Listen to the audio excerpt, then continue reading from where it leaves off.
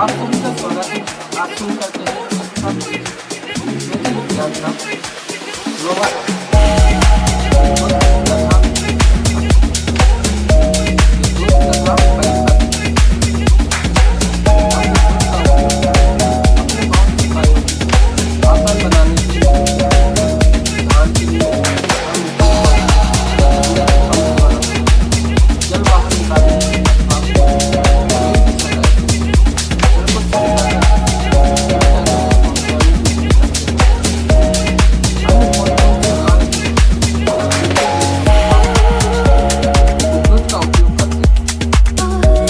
उनमें से कुछ को सूचीबद्ध करके आपने नोटबुक पर लिख लिए हैं। तो बताइए आप लोग कौन कौन से कार्य करते हैं आज हम सीखेंगे। अपने से विद्युत कार्य करते हैं।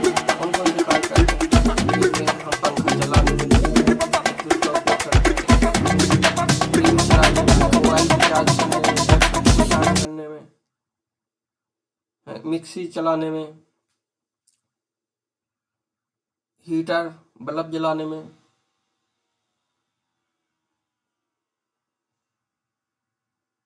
आप लोग जिस मोबाइल से या कंप्यूटर से इस वीडियो को देख रहे होंगे वह भी बिना विद्युत के नहीं चल सकता। क्या आपकी सूची में प्रकाश के लिए विद्युत का उपयोग सम्मिलित है? सूरज छिपने के बाद भी विद्युत हमारे घरों, सड़कों, दफ्तरों तथा फैक्ट्रियों को प्रकाशित करती है।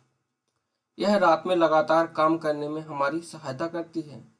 विद्युत हमें बिजली घर से प्राप्त होती है, फिर भी विद्युत की आपूर्ति ठप हो सकती है या कई स्थानों पर अनुपलब्ध हो सकती है।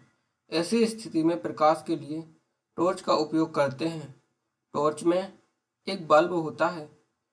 जब इसका स्विच दबाते हैं तब यह प्रकाश देने लगता है। टॉर्च को विद्युत कहाँ से मिलती है? टॉर्च को विद्युत सेल के द्वारा मिलती होगी। विद्युत सेल। टॉर्च के बल्ब को विद्युत सेल से मिलती है। विद्युत सेल का उपयोग विद्युत स्रोत के रूप में अलार्म, घड़ी, कलाई घड़ी, रेडियो, कैमरा तथा अन्य युक्तियों में किया जाता है। क्या आपने कभी विद्युत सेल को ध्यानपूर्वक देखा है? आपने यह देखा होगा कि इसके एक ओर धातु की टोपी और दूसरी ओर धातु की डिस्क होती है। क्या आपने विद्युत सेल के ऊपर एक धन चिन्ह प्लस का चिन्ह तथा एक ऋण चिन्ह माइनस का चिन्ह देखा है? विद्युत सेल में धातु की टोपी धनात्मक सिरा तथा धातु की डिस्क ऋणात्मक सिरा कहलाता है। सभी विद्युत सेलों में दो सिरे होते हैं, जिसमें एक धनात्मक सिरा तथा दूसरा ऋणात्मक होता है। विद्युत सेल में संचित रासायनिक पदार्थों से सेल विद्युत उत्पन्न करता है। जब विद्युत सेल में संचित रासायनिक पदार्थ इस्तेमाल कर लिए जाते हैं तब विद्युत सेल विद्युत पैदा करना बंद कर देता है। तब उस विद्युत सेल को एक नए विद्युत सेल से बदलना पड़ता है। टॉर्च के बल्ब में कांच का एक बाहरी आवरण धातु की सतह पर चिपका होता है। बल्ब के कांच के आवरण के अंदर क्या होता है? तो देखो क्या होता है। सेल, विद्युत सेल क्या होता है, जैसे आपने देखा होगा घड़ियों में दीवार घड़ी होती है या हाथ वाली घड़ी होती है ना, या जो टॉर्च होती है उजाले के लिए। अब तो बैटरी वाली टॉर्च आने लगी है ज़्यादातर, लेकिन जो सेल डरते थे जो बिना चार्जिंग वाली, एक बार ख़त्म उनको दोबारा बदलना पड़ता है। जैसे आपने कई बार देखा होगा कि आपकी दीवार वाली घड़ी चलते चलते 2-3 महीनों में रुक जाती, फिर आपको नए सेल डालना पड़ता है, फिर उसमें वह चलना शुरू करती है। चेतावनी, इस डिब्बे में पढ़ते हैं क्या लिखा है। आपने विद्युत खंभों, विद्युत उपकेंद्रों तथा अन्य स्थानों पर इस प्रकार का चिन्ह देखा होगा। यह दर्शाता है कि विद्युत का उपयोग उचित रूप से न किया जाए तो यह अत्यंत खतरनाक हो सकती है। यदि विद्युत तथा विद्युत युक्तियों को असावधानी पूर्वक बरता जाए तो यह गंभीर चोट अथवा मृत्यु तक का कारण बन सकती है। अतएव आपको कभी भी विद्युत के तारों तथा सॉकेट आदि से प्रयोग करने का प्रयत्न नहीं करना चाहिए। यह भी याद रखिए कि बाह्य जनित पोर्टेबल जनरेटर द्वारा उत्पन्न विद्युत भी इतनी ही खतरनाक है। विद्युत संबंधी सभी क्रियाकलापों के लिए केवल साधारण बैटरी का ही उपयोग करना चाहिए। अब क्रियाकलाप एक टॉर्च लीजिए तथा इसके बल्ब के भीतर देखिए। आप अपने अध्यापक की सहायता से इस बल्ब को टॉर्च से बाहर भी निकाल सकते हैं। आप क्या देखते हैं? क्या आप कांच के बल्ब के मध्य एक पतला तार देखते हैं? आप टॉर्च को स्विच दबाइए तथा देखिए कि बल्ब का कौन सा भाग दीप्त है। प्रकाश उत्सर्जित करने वाले पतले तार को बल्ब का तंतु कहते हैं।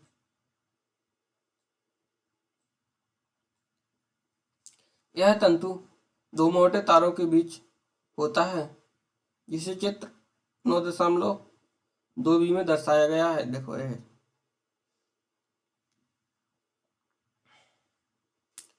तंतु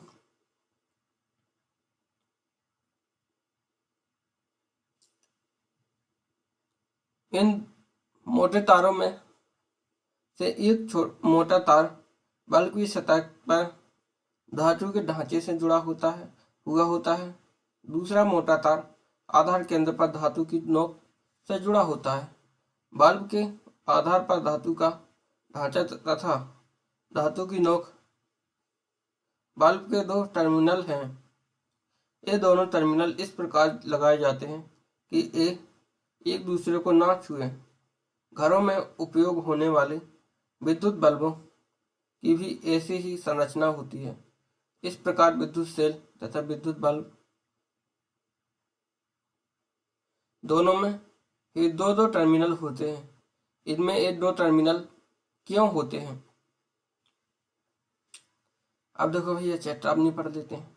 विद्युत सेल के दो टर्मिनलों से जुड़े तारों को स्विच तथा बल्ब जैसी युक्तियों को बीच में जोड़े बिना आपस में कदापि न मिलाएं। यदि आप ऐसा करेंगे तो विद्युत सेल के रासायनिक पदार्थ बहुत तेजी से खर्च हो जाएंगे और सेल कार्य करना बंद कर देगा। क्रियाकलाप 2, विभिन्न रंगों के प्लास्टिक का आवरण चढ़े विद्युत तार के 4 टुकड़े लीजिए। प्रत्येक तार के टुकड़े के दोनों सिरों से प्लास्टिक आवरण को हटा दीजिए। इस प्रकार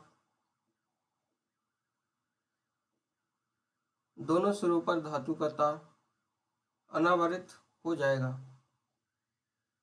दो तारों के अनावृत भागों को विद्युत सेल तथा दूसरे दो को बल्ब से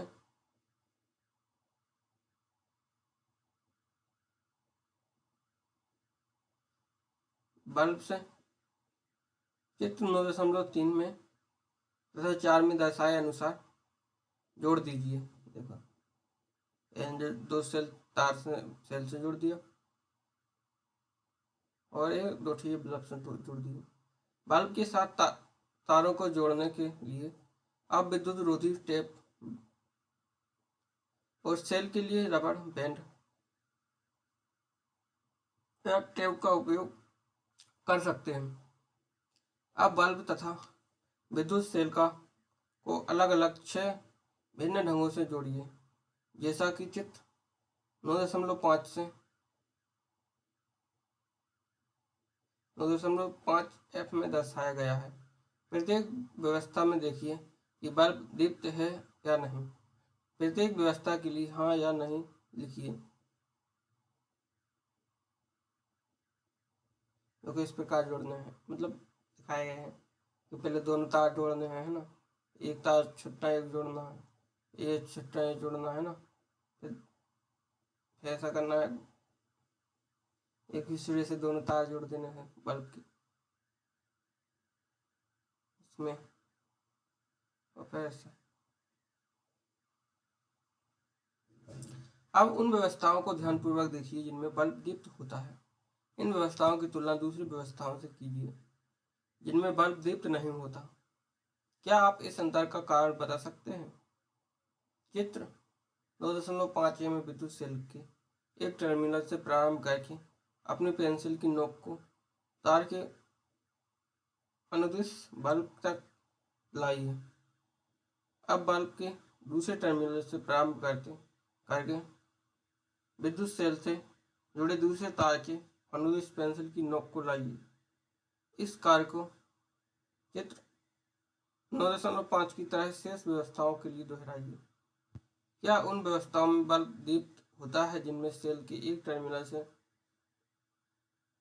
से वापस दूसरे टर्मिनल की तक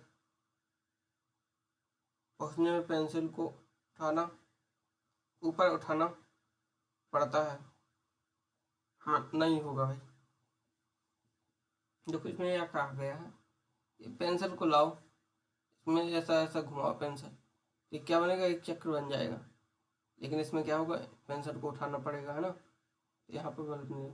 विद्युत परिपथ क्रियाकलाप 2 में आपने विद्युत सेल के एक टर्मिनल को तार द्वारा बल्ब से होते हुए विद्युत सेल के दूसरे टर्मिनल से जोड़ा। ध्यान दीजिए कि चित्र 9.5 तथा चित्र 9.5 की व्यवस्थाओं में विद्युत सेल के दो टर्मिनल बल्ब के दो टर्मिनलों से जुड़े गए हैं। इस प्रकार की व्यवस्था विद्युत परिपथ का एक उदाहरण है।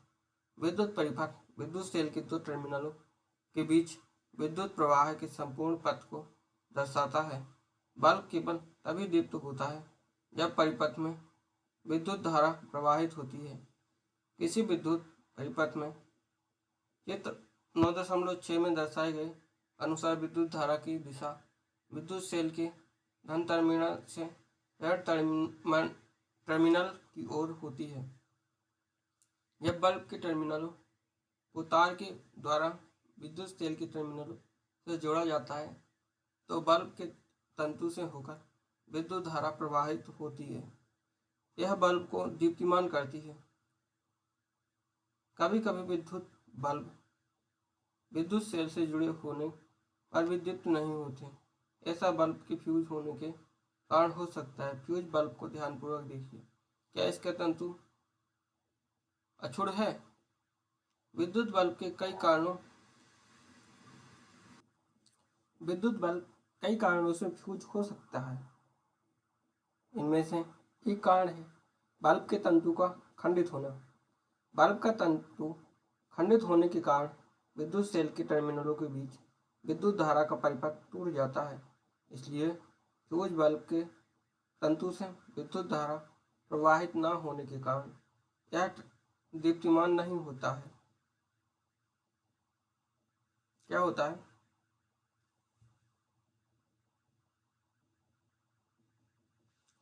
क्या अब आप यह बता सकते हैं कि चित्र 9.5 में बी, सी, डी तथा ई में आपके प्रयास करने पर भी बल्ब दीप्तिमान क्यों नहीं होता? अब हमें ज्ञात है कि विद्युत सेल का उपयोग कर बल्ब को दीप्तिमान कैसे किया जाता है। क्या आप अपने लिए एक टॉर्च बनाना पसंद करेंगे? क्रियाकलाप 3 एक टॉर्च बल्ब तथा तार का एक टुकड़ा लीजिए। पहले की तरह तार के दोनों सिरों से प्लास्टिक आवरण को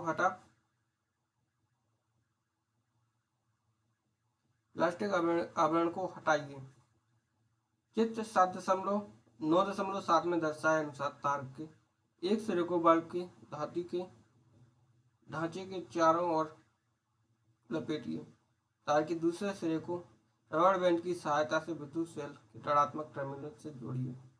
अब बल्ब के आधार की नोक अर्थात इस इसके टर्मिनल को विद्युत सेल के धनात्मक टर्मिनल पर रखिए। क्या बल्ब दीप्तिमान होता है? अब बल्ब को विद्युत सेल के टर्मिनल से हटाइए। क्या बल्ब अभी भी प्रकाशित है?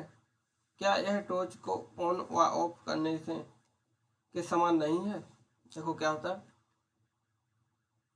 इसमें क्या किया गया, एक बल्ब लिया गया, एक सेल लिया गया, सेल के एक टर्मिनल को बल्ब की जो टोपी होती है उसमें लपेट दिया। अब बल्ब में क्या होता है, अगल बगल दो टर्मिनल होते हैं बल्ब में। एक तो यह बल्ब को कील की तरह होता है, जैसे कील निकली हो ऊपर, कील की टोपी निकली हो। एक पूरी गिलास की तरह होता है, बीच में खुला था।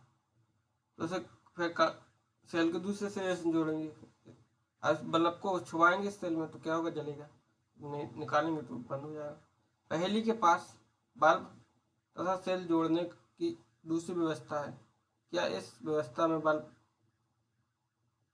जलेगा? नहीं जलेगा। एक मिनट, हाँ जल जाएगा। अगर ये जो है ना तार जो बल्ब के नीचे वाले भाग में जुड़ा है तो बगल वाले भाग को इस सेल से जोड़ तो जल जाएगा।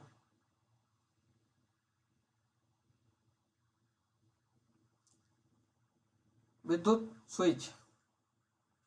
घर में तैयार की गई टॉर्च को ऑन अथवा ऑफ करने में विद्युत बल्ब को विद्युत सेल की नोक से स्पर्श कराते अथवा हटाते हैं।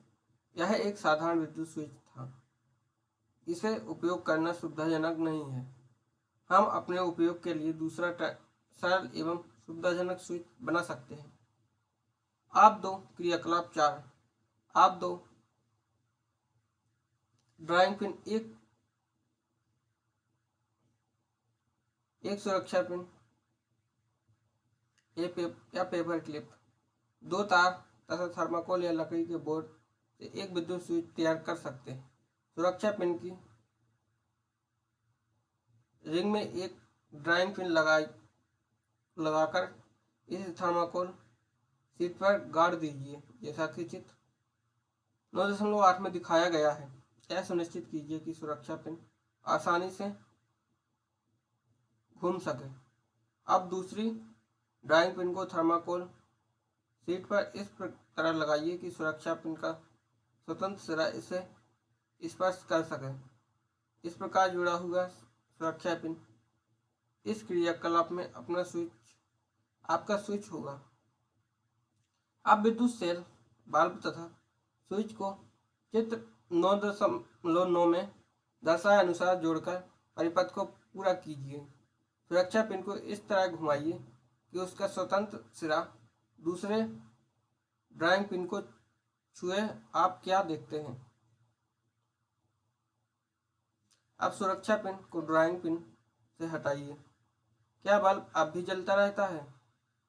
जब सुरक्षा पिन दोनों ड्राइंग पिनों से स्पर्श करता है तब वह दोनों ड्राइंग पिनों के बीच के रिक्त स्थान को भरता है।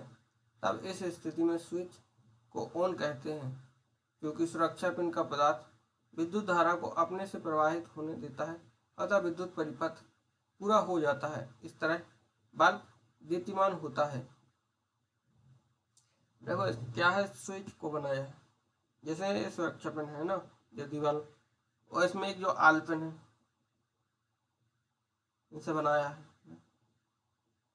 इसके विपरीत जब सुरक्षा पिन दूसरी ड्राइंग पिन से स्पर्श नहीं करता तो विद्युत बल्ब दीप्तिमान नहीं होता। इस तरह ड्राइंग पिनों के बीच का रिक्त स्थान बंद नहीं होता तथा परिपथ पूरा नहीं होता। इस दशा में स्विच ऑफ कहलाता है, जैसा कि चित्र 9.9 में दर्शाया गया है। स्विच एक सरल युक्ति है जो परिपथ को जोड़ या तोड़ सकती है। घरों में स्विच का उपयोग बल्ब को दीप्तिमान करने तथा अन्य युक्तियों को जलाने के लिए करते हैं। तथापि घरों में उपयोग होने वाले स्विच इसी सिद्धांत पर कार्य करते हैं, पर उनके डिजाइन जटिल होते हैं। विद्युत चालक तथा विद्युत रोधक। हमने अपने सभी क्रियाकलापों में परिपथ को पूरक करने के लिए धातुगत तार का उपयोग किए थे। हमने अपने सभी क्रियाकलापों में परिपथ को पूरा करने के लिए धातु के तार उपयोग किए थे। मान लीजिए परिपथ बनाने के लिए धातु के तारों के स्थान पर हम सूती धागे का उपयोग करते हैं। क्या आप सोचते हैं इस अवस्था में भी बल्ब दीप्तिमान होगा? विद्युत धारा के प्रवाह के लिए परिपथ में किस प्रकार के पदार्थों का उपयोग किया जा सकता है? आइए इसका पता लगाएं। क्रियाकलाप 5। क्रियाकलाप 4 में के लिए उपयुक्त विद्युत परिपथ से स्विच को अलग कीजिए। ऐसा करने से आपको चित्र 9.12a के अनुसार दो स्वतंत्र तारों के सिरे मिल जाएंगे। इन तारों के दोनों सिरों को एक दूसरे के समीप लाइए ताकि ये एक दूसरे को स्पर्श करें। क्या बल्ब जल उठता है? अब इस व्यवस्था को पदार्थों के निरीक्षण के लिए उपयोग में ला सकते हैं। क्या ये विद्युत धारा प्रवाहित करते हैं अथवा नहीं? चालक परीक्षण। जब चालक परीक्षित चाबी के संपर्क में होता है तब तो बल्ब के जलने की जांच करना। जांच करने के लिए विभिन्न प्रकार के पदार्थों जैसे सिक्के, कॉर्क, रबड़, कांच, चाबियां, पिन, प्लास्टिक का स्केल, लकड़ी का गुटका, एल्युमिनियम की पत्ती, मोमबत्ती, सिलाई मशीन की सुई, थर्माकोल, कागज तथा पेंसिल की लिड आदि एकत्रित कीजिए। चालक परीक्षण के तारों के स्वतंत्र सिरों को प्रत्येक नमूने से बारी बारी से स्पर्श करें। ध्यान रखिए कि दोनों तार एक दूसरे को स्पर्श न करें। क्या हर बार बल्ब जलता है? सारणी 9.1 के समान अपनी नोटबुक में एक सारणी बनाइए तथा अपने परीक्षणों को अंकित कीजिए। चाबी धातु, बल्ब जलेगा। हाँ। रबड़ इरेजर, बल्ब नहीं जलेगा। स्केल प्लास्टिक की है, इसमें भी बल्ब नहीं जलेगा। माचिस की तीली, लकड़ी, इसमें भी बल्ब नहीं जलेगा। कांच की चूड़ी, इसमें भी बल्ब नहीं जलेगा। लोहे की कील, इसमें बल्ब जलेगा। आप क्या पाते हैं? परीक्षण के लिए उपयोग किए गए कुछ पदार्थों से तारों के स्वतंत्र सिरे लगाने पर बल्ब दीप्त नहीं होता। इसका अर्थ यह है कि ये पदार्थ विद्युत धारा को अपने अंदर से प्रवाहित नहीं होने देते। इसके विपरीत बल्ब के जलने से यह पता चलता है कि कुछ पदार्थ अपने अंदर से विद्युत धारा का प्रवाह होने देते हैं। जो पदार्थ विद्युत धारा का प्रवाह होने देते हैं वे विद्युत चालक हैं। विद्युत रोधक अपने अंदर से विद्युत धारा को प्रवाहित नहीं होने देते। सारणी 9.1 की सहायता से उन पदार्थों के नाम बताइए जो विद्युत चालक हैं और उन पदार्थों के जो विद्युत रोधक हैं। विद्युत चालक क्या होंगे भैया? सिलाई मशीन की सुई, चाबी, पेंसिल की लेड।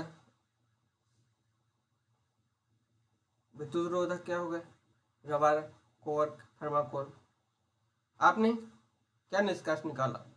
कौन से पदार्थ विद्युत चालक हैं और कौन से विद्युत रोधक? अध्याय 2 के उन पदार्थों को स्मरण करें जो चमकदार होते हैं। क्या वे धातु हैं, चालक हैं? अब आप आसानी से समझ सकते हैं कि तारों को बनाने के लिए तांबा, एल्युमिनियम तथा अन्य धातुओं क्यों प्रयुक्त की जाती हैं। आइए क्रियाकलाप 4 को स्मरण करें जिसमें हमने स्विच के साथ एक परिपथ बनाया था। जब स्विच खुली स्थिति में था तब क्या दो ड्राइंग पिन थर्माकोल शीट से जुड़े हुए नहीं थे, परंतु अब जानते हैं कि थर्माकोल एक विद्युत रोधक है। रिक्त स्थान में जब वायु होती है तब क्या होता है? क्योंकि स्विच के दो ड्राइंग पिन के बीच में जब केवल वायु थी तो बल्ब दीप्तिमान नहीं होता है। इसका तात्पर्य है कि वायु भी विद्युत रोधक है। विद्युत चालक तथा विद्युत रोधक हमारे लिए समान रूप से महत्वपूर्ण है। स्विच विद्युत प्लग सॉकेट सुचालक पदार्थ से बनाए जाते हैं। दूसरी ओर विद्युत तारों प्लग के ऊपर के भाग स्विच तथा विद्युत उपकरणों के अन्य भाग जिन्हें लोग स्पष्ट कर सकते हैं। इनको बनाने के लिए रबड़ तथा प्लास्टिक का उपयोग होता है। चेतावनी, आपका शरीर विद्युत का बहुत अच्छा चालक है, अतः विद्युत उपकरणों का उपयोग करते समय सावधानी बरतिए। अब यह है बूझो। बूझो ने चित्र 9.11 के अनुसार टॉर्च के आंतरिक आरेख को चित्रित किया है। जब हम स्विच को ऑन करते हैं तो परिपथ पूरा होता है तथा बल्ब दीप्तिमान होता है। क्या आप चित्र में लाल रेखा खींचकर पूरे परिपथ को इंगित कर सकते हैं? हाँ भैया पूछो, यहाँ से खींची जाएगी लाल रेखा। खींचें लाल रेखा।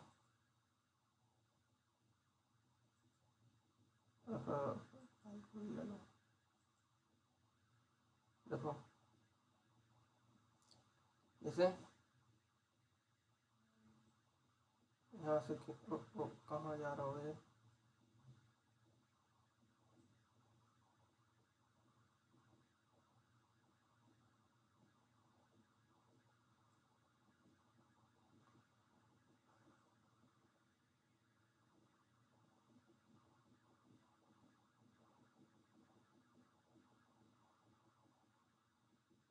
ये वाली लाल रेखा, ठीक है।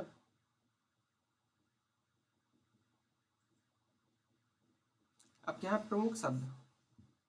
बल्ब, विद्युत चालक, विद्युत सेल, विद्युत परिपथ, तंतु, विद्युत रोधक, स्विच, टर्मिनल। सारांश, विद्युत सेल विद्युत का एक स्रोत है।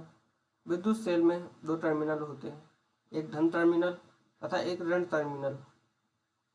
विद्युत बल्ब में एक फिलामेंट होता है जो इसके टर्मिनलों से जुड़ा होता है। विद्युत धारा प्रवाहित होने पर विद्युत बल्ब दीप्त हो उठता है। बंद विद्युत परिपथ में विद्युत धारा विद्युत सेल के एक टर्मिनल से दूसरे टर्मिनल तक प्रवाहित होती है। स्विच एक सरल युक्ति है जो विद्युत धारा के प्रवाह को रोकने या प्रारंभ करने के लिए परिपथ को तोड़ता अथवा पूरा करता है। जिन पदार्थों से होकर विद्युत धारा प्रवाहित हो सकती है वे विद्युत चालक कहलाते हैं। जिन पदार्थों से होकर विद्युत धारा प्रवाहित नहीं हो सकती वे विद्युत रोधक कहलाते हैं। ठीक है, तो यह चैप्टर कंप्लीट हुआ। वीडियो को पूरा देखने के लिए आप सभी का धन्यवाद।